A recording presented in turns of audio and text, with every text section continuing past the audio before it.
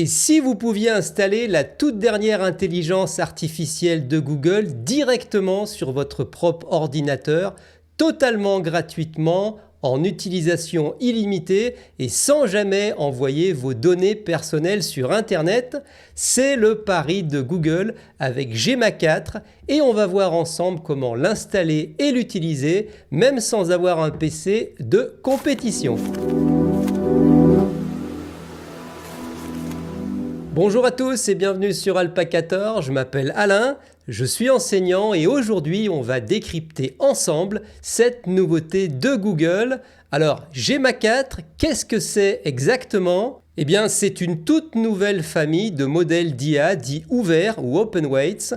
Le grand avantage pour nous c'est qu'on peut l'installer en local, ça veut dire que contrairement à ChatGPT, tout se passe directement sur votre machine. Ça fonctionne sans Internet, il n'y a pas de cloud, on a un contrôle total sur l'outil et surtout on garantit à 100% notre vie privée. Et en plus, comme je le disais, c'est en utilisation illimitée et totalement gratuite.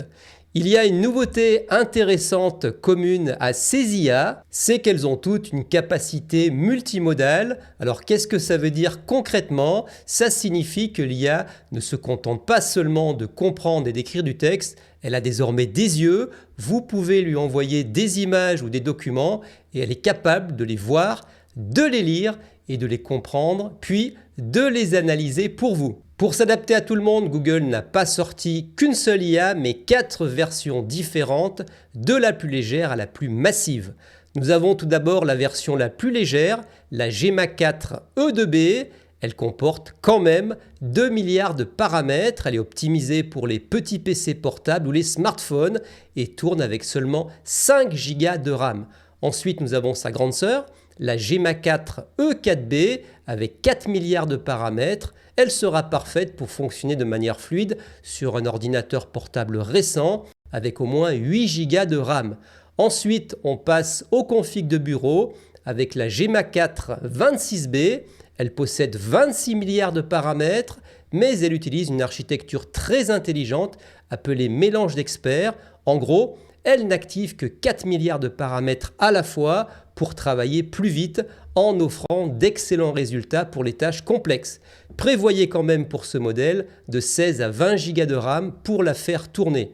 Et enfin, nous avons le monstre, le flagship, la Gemma 4 31B. C'est la plus imposante et la plus performante avec 31 milliards de paramètres. Mais là, attention, pour celle-là, il vous faudra une vraie machine robuste avec au moins 20 Go de RAM ou alors une excellente carte graphique. Alors peut-être que vous allez me dire, Alain, j'aurais bien aimé pouvoir tester la grosse version, la plus puissante, mais mon ordinateur n'est pas assez costaud. Alors ne vous inquiétez pas, j'ai pensé à tout. Si vous voulez le faire, c'est possible dans votre navigateur sur le site Google AI Studio. C'est d'ailleurs ce qu'on va faire tout de suite.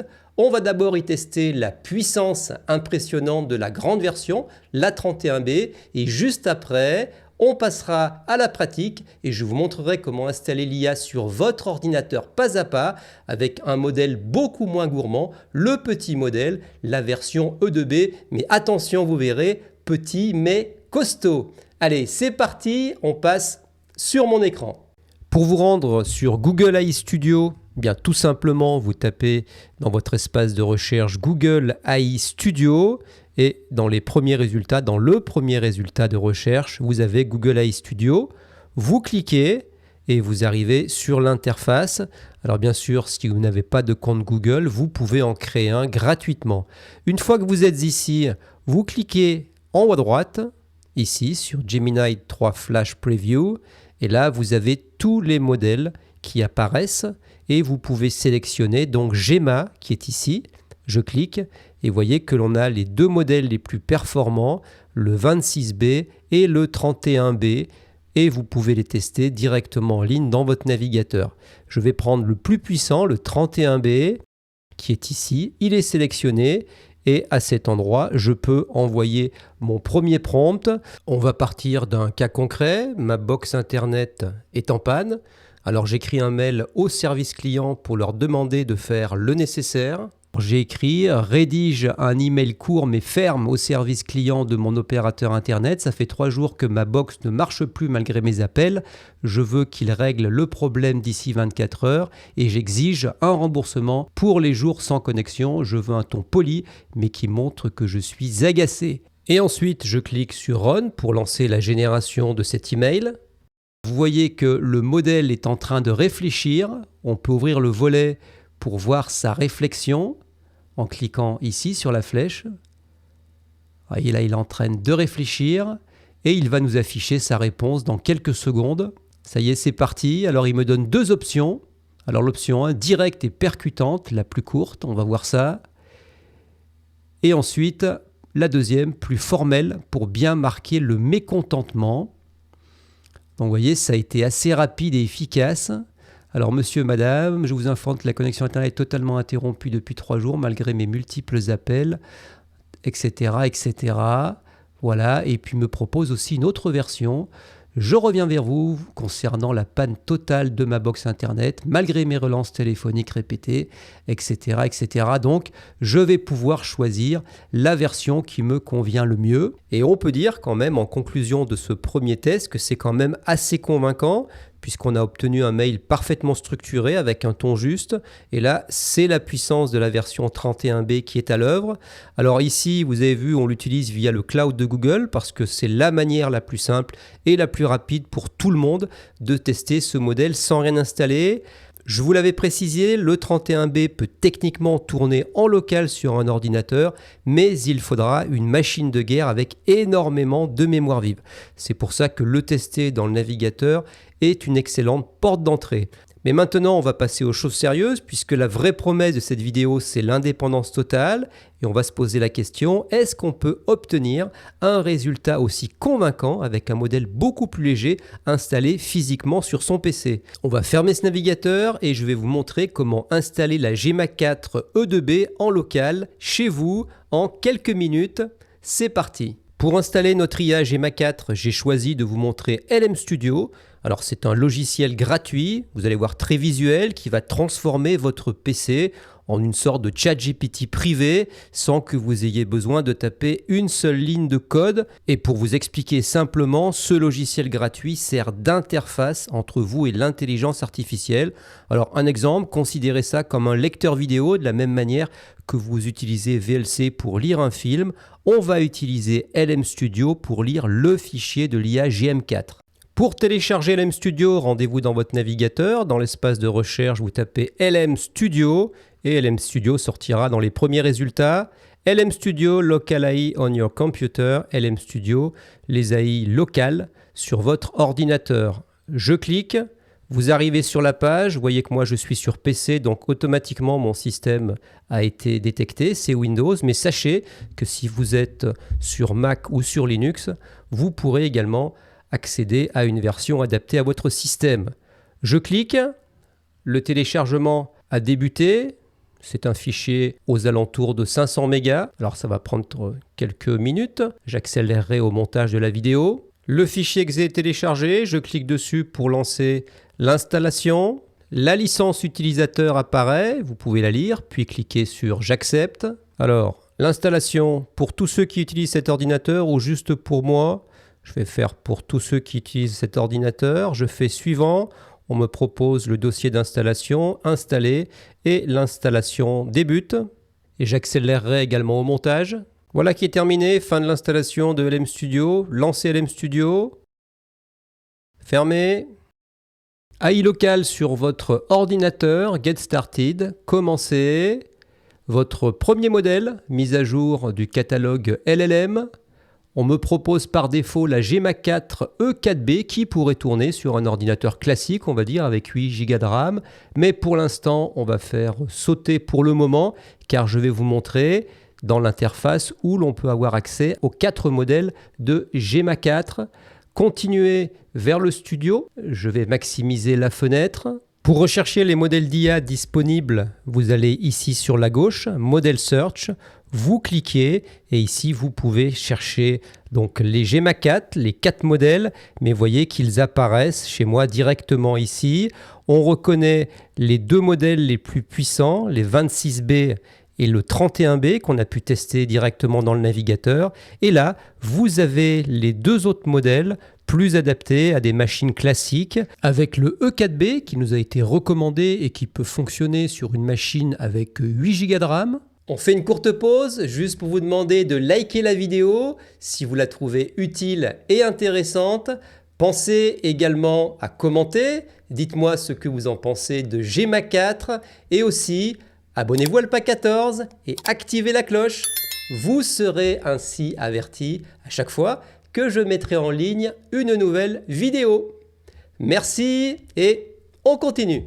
Alors on va, pour le comparer au gros modèle, on va télécharger et installer ce petit modèle-ci. Vous voyez qu'il est dit ce modèle peut interpréter des images, qu'il est également capable d'utiliser des outils pour accomplir des tâches réelles. Et on vous dit également que ce modèle est capable de raisonner. Alors allons-y, je clique dessus, le téléchargement va être préparé. On voit bien GMAC 4 E2B et je vais cliquer sur Download, télécharger. Vous voyez quand même que ce modèle occupe 4,41 GB. C'est quand même assez conséquent en termes de place, bien que ce soit le plus petit modèle. Mais d'un autre côté, il faut se rappeler qu'il a quand même 2 milliards de paramètres, ce qui n'est vraiment pas rien. Juste pour info, la machine que j'utilise actuellement, c'est un ordinateur portable classique. Le processeur, c'est un Intel Core i7 et je dispose de 16 Go de RAM. Voilà, comme ça vous pourrez comparer avec votre machine par rapport aux résultats que je vais obtenir dans ce tutoriel. Et je rajoute également que pendant que je vais vous faire les démonstrations, je capture aussi l'image avec un logiciel qui lui-même est gourmand en RAM, ce qui devrait baisser un peu mes performances. Le téléchargement est maintenant terminé, indexing, c'est un peu comme une installation, on va bientôt pouvoir avoir accès au chat. Use in new chat, utiliser l'IA dans un nouveau chat. Je clique sur le bouton. On voit en haut le modèle E2B qui est en train d'être chargé. Voilà qui est fait. Et on va pouvoir en bas chatter avec cette IA en local et sans nécessairement être connecté à Internet. On va commencer par lui donner le premier prompt, souvenez-vous, le prompt que l'on avait essayé sur l'espace Google AI avec le modèle le plus costaud de GMAC 4, le 31B, et on va voir comment ce tout petit modèle va s'en sortir. Je colle ici ce prompt qui est, souvenez-vous, la réclamation par rapport à la box Internet qui ne fonctionnait pas. On va garder le mode sync, c'est-à-dire qu'il va penser avant de donner sa réponse, et j'envoie la requête. C'est parti.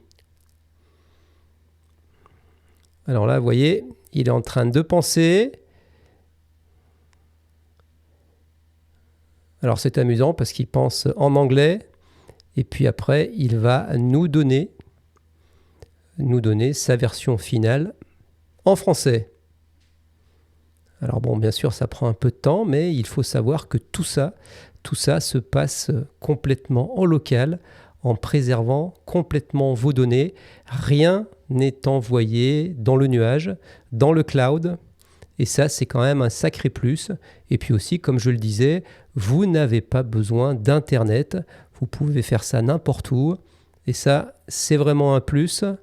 Alors, je pense qu'il a terminé de penser. On voit ses derniers raisonnements. Finalisation du texte en français. Et c'est parti, il va commencer à générer l'email. Il nous dit voici deux options. La première est très ferme, tout en restant poli, recommandée pour commencer. Et la seconde, la plus directe et insistante. Alors option 1, ferme et professionnelle, qui est recommandée. Alors absence de connexion Internet, c'est l'objet. Monsieur, madame, je vous contacte concernant le dysfonctionnement total de ma box Internet. Cela fait maintenant 3 jours que mon service est coupé, malgré mes multiples appels précédents sans résolution effective. Cette situation est totalement inacceptable. Eh ben, c'est pas mal du tout pour un petit modèle. C'est pas mal du tout. Et là, on va voir, il va nous proposer la deuxième version qui arrive. Option 2, très directe et insistante, plus agacée. Alors, mise en demeure, panne Internet persistante depuis 3 jours. Madame, monsieur, je vous signale une situation extrêmement frustrante. Ma connexion Internet est totalement interrompue depuis 3 jours, malgré mes appels répétés. Aucune solution n'a été apportée à ce problème. Ceci est une défaillance grave du service que je paie. Voilà qui est parfait. Donc là, j'ai deux options et je vais donc devoir en choisir une. C'est pas mal du tout. Et à la fin, on voit même qu'il s'offre le luxe de me proposer quelques conseils, remplacer les crochets, c'est gentil. Et il me dit également joindre les preuves, si vous avez des captures d'écran, des appels. Super, et bien dites-moi, c'est quand même très, très abouti. Et gardez une trace, envoyez cet email en privilégiant un canal qui laisse une trace écrite. Alors, je pense que vous serez d'accord avec moi, si on compare ces résultats aux résultats du modèle puissant, le 31B, eh bien ce petit modèle s'en sort drôlement bien.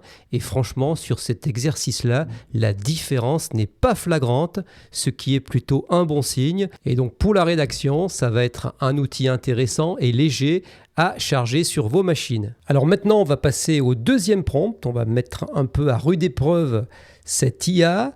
Vous savez que, je vous l'ai dit en introduction, ce nouveau modèle a des qualités multimodales, c'est-à-dire qu'il non seulement il est capable de lire et d'écrire, mais il est capable de voir et ainsi il peut analyser des documents qu'on lui envoie, que ce soit des fichiers PDF, des graphiques ou alors tout simplement une image. C'est ce qu'on va faire.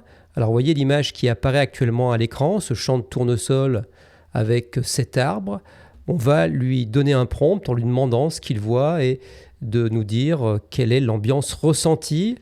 Alors regardez, ça se passe ici, vous appuyez sur le plus, vous pouvez attacher des fichiers comme des fichiers PDF ou alors attacher une image.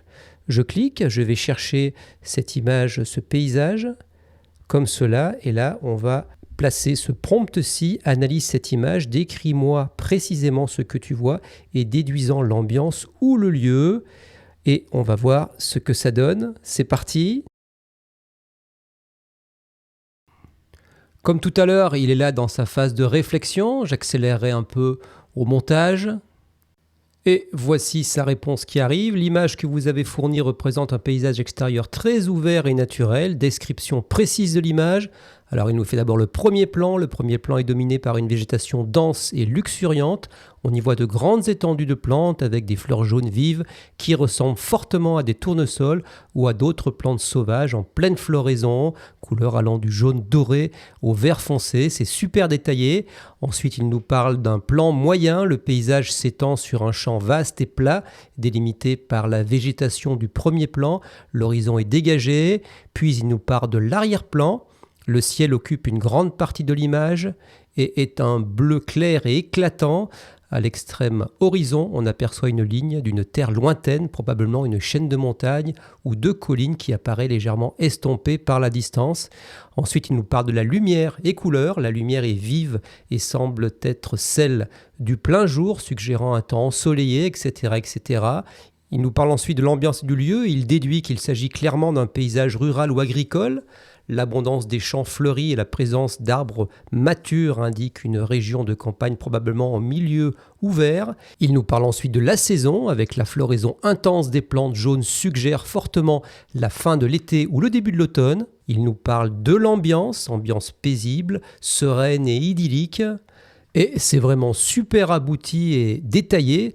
Et je suis surpris que ce petit modèle puisse nous faire quelque chose d'aussi structuré et vraiment riche en détails. Pour terminer ce tutoriel, on va le mettre encore plus à rude épreuve en lui proposant un troisième prompt. On va faire toujours appel à ses capacités modales de vision. On va lui donner un fichier PDF que vous voyez maintenant à l'écran. C'est un fichier sur la structure de l'ADN et son organisation. C'est un peu costaud, il y a quand même pas mal de pages avec des schémas, etc.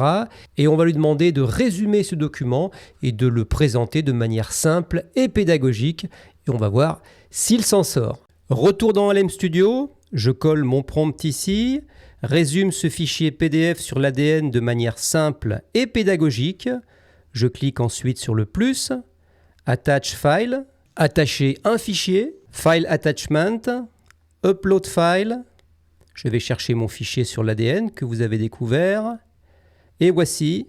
Et maintenant, vous constatez qu'il y a Chat with Files, discuter avec le fichier, c'est-à-dire que ce petit modèle va aller chercher des informations dans ce fichier PDF pour nous faire un résumé. On va voir comment il s'en sort. C'est parti! Waouh! Regardez ce résultat, c'est vraiment impressionnant. L'IA était capable d'aller chercher, on voit le cœur du sujet pour nous en faire un condensé super clair. N'oubliez pas qu'on lui a donné un document scientifique complexe et qu'elle nous a sorti l'essentiel de l'essentiel sans nous noyer dans des détails. Alors ce que j'adore, c'est la structure en 3 parties que l'IA a générée d'elle-même. D'abord l'organisation du génome, ensuite le fonctionnement des gènes et enfin les techniques de lecture. C'est exactement comme ça qu'un enseignant préparerait son plan de cours et je peux en témoigner. Elle a même aussi réussi à vulgariser des termes techniques. Elle a bien fait la différence entre les exons, qui sont des particules utiles de notre code, et les introns, les parties qui ne sont pas lues. Le fait qu'une petite IA de seulement 2 milliards de paramètres fasse cette distinction de manière aussi structurée, c'est une vraie preuve de qualité. Et regardez en bas, c'est là qu'on voit que Gemma 4 est une IA sérieuse, elle n'invente rien et si je clique ici, elle me montre exactement dans quel passage du PDF elle a trouvé l'info. Je pense qu'on peut dire que c'est un très bon outil pour un étudiant ou n'importe qui voulant comprendre un rapport complexe rapidement. Bilan de ce test, je pense que vous serez d'accord avec moi, on a ici une puissance d'analyse professionnelle directement sur notre PC et surtout en totale confidentialité puisque rien n'a quitté ma machine. Alors c'est vrai, ça prend un peu plus de temps qu'une réponse de ChatGPT, mais d'un autre côté, vous êtes en local et ça, c'est un vrai plus. Alors, je vais dire que c'est là un sans faute. Avant de terminer ce tutoriel, un petit mot sur la boîte de dialogue en bas. Vous avez vu qu'ici, nous sommes avec le modèle Gemma 4 E2B, mais éventuellement, vous pouvez télécharger le E4B pour le tester. Et à chaque fois, il faudra choisir le modèle et le charger, ce qui prend quelques secondes. Ensuite, ici, vous avez des réglages. Alors là, c'est intéressant car en local, on va pouvoir s'adapter à la puissance de sa machine. Si vous avez un PC un peu moins puissant, n'hésitez pas à baisser la Context Lens ou ajuster le GPU Offload. C'est la force du local. Comme je vous le disais, c'est vous qui pilotez votre machine selon vos besoins. Et puis, dernier petit point sur l'audio, même si la technologie Gemma 4 est capable de comprendre la voix, les logiciels comme LM Studio ne gèrent pas encore cette fonction locale pour le moment. On reste donc sur le texte et l'image pour l'instant, ce qui est déjà pas mal, mais avec des mises à jour régulières de ces outils, il est fort probable que ces fonctionnalités arriveront dans un futur proche. Alors, qu'est-ce que vous en pensez ? Pour moi, franchement, je trouve que cette Gemma 4 est une petite révolution pour tous ceux qui cherchent une IA gratuite, performante et surtout 100% privée. On a vu qu'elle est capable de nous aider sur tout type de sujet, que ce soit pour rédiger un mail de réclamation, pour analyser et décrire avec précision une image, comme on l'a fait avec notre paysage de tournesol, ou même pour faire une synthèse pédagogique sur un dossier complexe sur l'ADN. Et tout ça, je vous le rappelle, sans aucune connexion Internet. D'ailleurs, pour les plus curieux, sachez que cette technologie Gemma 4 est tellement optimisée qu'elle est déjà capable de tourner sur certains smartphones récents. Mais attention, pour l'instant, on ne peut pas encore l'utiliser sur son téléphone de manière aussi simple que sur un PC, car les logiciels faciles, comme LM Studio, ne sont pas encore disponibles sur mobile. Mais ça vous montre à quel point cette IA est légère et prometteuse pour l'avenir. Maintenant, c'est à vous de jouer. Dites-moi dans les commentaires quel modèle vous avez testé chez vous et quels sont vos premiers retours sur la qualité des réponses. Vos expériences sont super précieuses pour toute la communauté. Si ce tutoriel vous a été utile, n'oubliez pas de mettre un pouce. Ça aide énormément la chaîne Alpa14 à grandir et à être mieux référencée. Et si vous voulez continuer à explorer ces nouveaux outils avec moi, abonnez-vous et surtout activez la cloche pour ne rien rater des prochaines vidéos. Merci à tous d'avoir suivi ce tuto jusqu'au bout. C'était Alain pour Alpa14 et je vous dis à très bientôt. Salut!